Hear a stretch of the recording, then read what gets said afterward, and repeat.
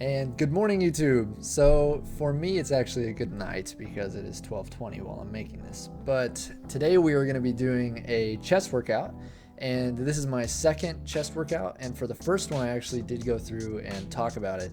And so we're going to be doing that again, although today's is going to be a good bit different because I was trying to focus on some more separate movements, hopefully some that can apply in a more wider gym audience for people that don't have all the same equipment.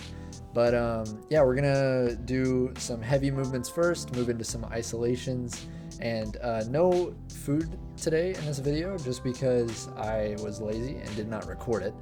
But yeah, I hope you enjoy. Leave a like or a comment if you feel like it, and I will see you in a bit. All right, so for this first workout, we are going to be doing some incline bench on a Smith machine. I've been kind of toying around with Smith machine just because the gym that I'm using right now doesn't have a great free weight bench setup.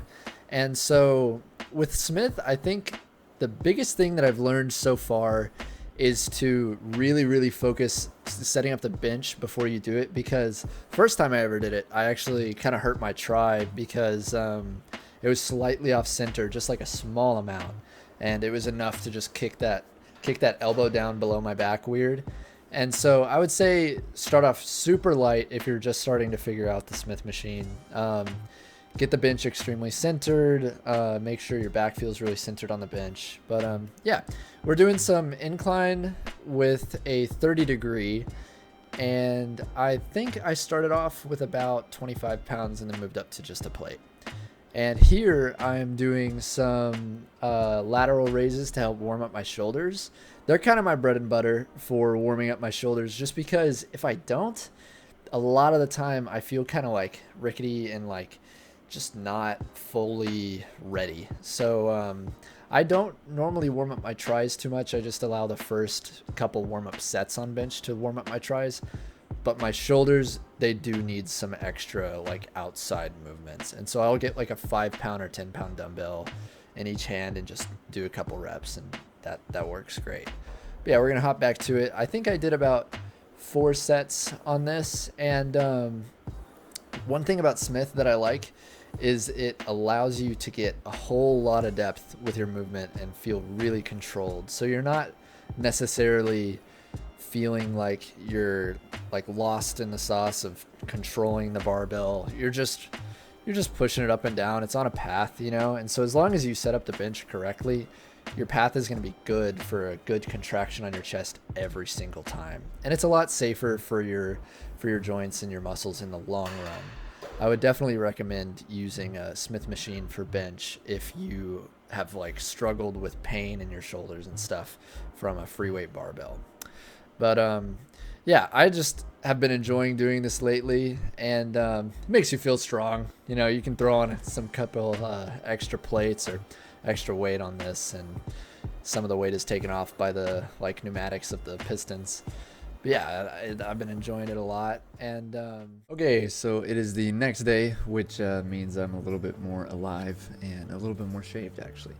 But for our next movement, we're going to be doing some cable chest press. I have been doing these more recently than I ever have, really.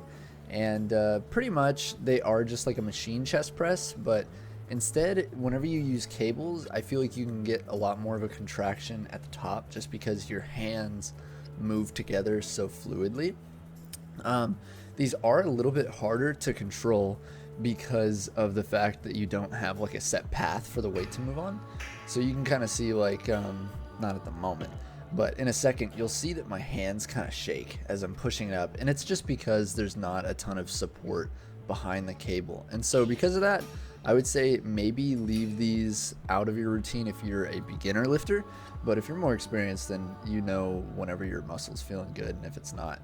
But yeah, just like the setting up the bench can be a little difficult, but I just try to center it between the 2 spokes and then set up my cable height wherever it feels comfortable with my chest. So I like to have the line of tension go directly behind my elbow. So you can kind of see that the cable's actually resting like on my forearm.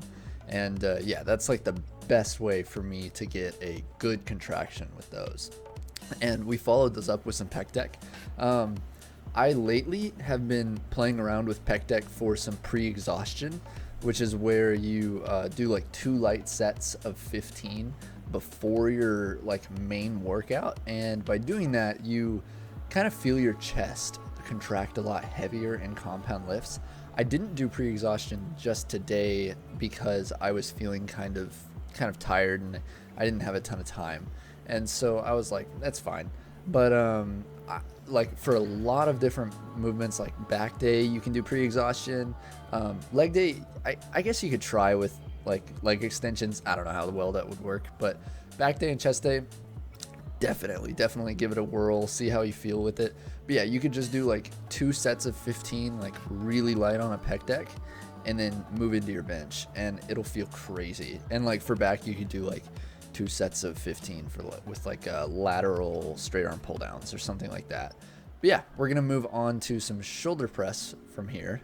So with shoulder press, this is another movement that I have been testing out on the Smith machine, because I've normally used dumbbells, but just lately I've been like feeling a little bit of pain in my left shoulder. I almost feel like it contracts differently than the right at the top, like my shoulder kind of pushes into itself.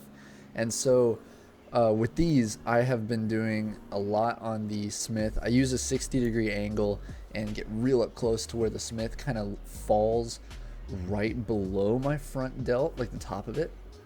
And so it's still touching my chest, as you can see, but it's like, well, I'd say probably like 2 inches in front of my front delt. And yeah, I do like 3 to 4 sets of these. I normally stick between like 8 and 10 reps, because I feel like if you're doing a shoulder press, there's no point to not try and go a little heavy. But these are like so great to start your workout with, and really good for building that front deltoid. And after these, we did some lateral raises to really focus on the sides of our delts. And for these, I'm always doing around like 3 to, I'd just say 3 sets. I don't like to do 4 sets that often anymore, to be honest. I will only ever do 4 sets on a compound lift.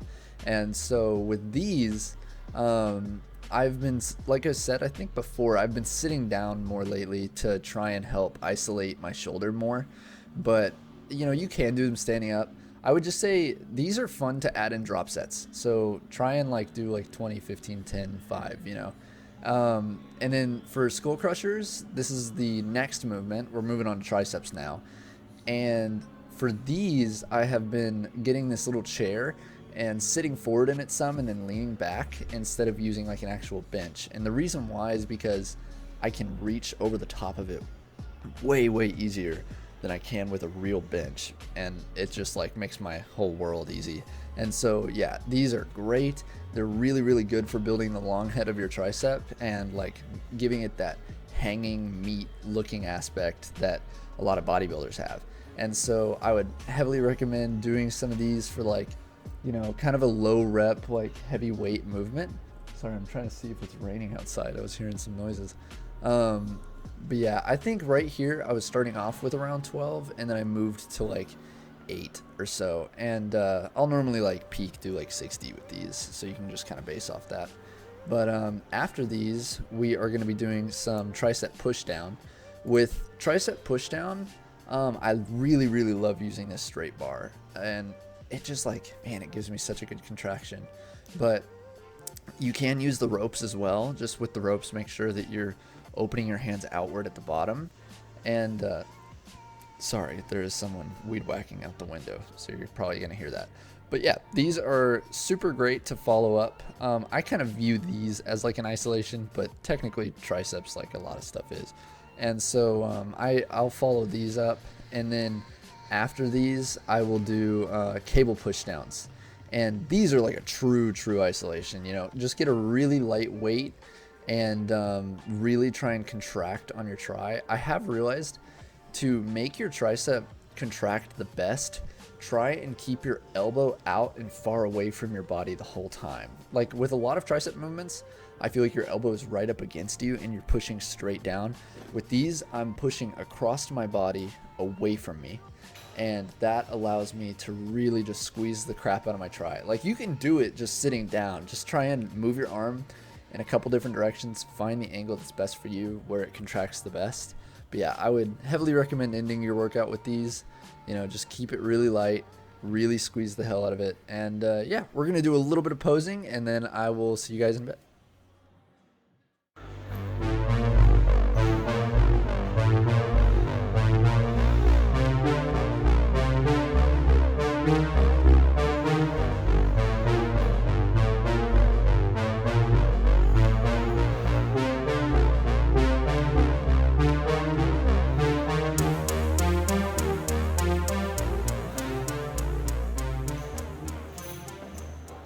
Okay, so for a quick little outro, I would like to say thank you so much for watching and for sticking around. I would like to apologize for the slightly irregular uploading schedule.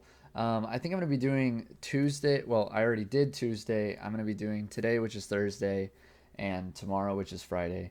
And then next week, we will be doing Tuesday and Thursday because I'm going to be gone to California, but I pre-recorded some videos this week that I'm going to be editing and just setting to publish next week. But I'm hoping to do like one big collaborative video about my trip to California and some of the stuff that we're going to do out there. But yeah, I'd like to say thank you for sticking around. Leave a comment or a like if you feel like it. If you like this style of video, then please let me know. If you'd rather something else, also let me know. But yeah, I enjoyed doing this. Thank you for your time, and I will see you in the next one.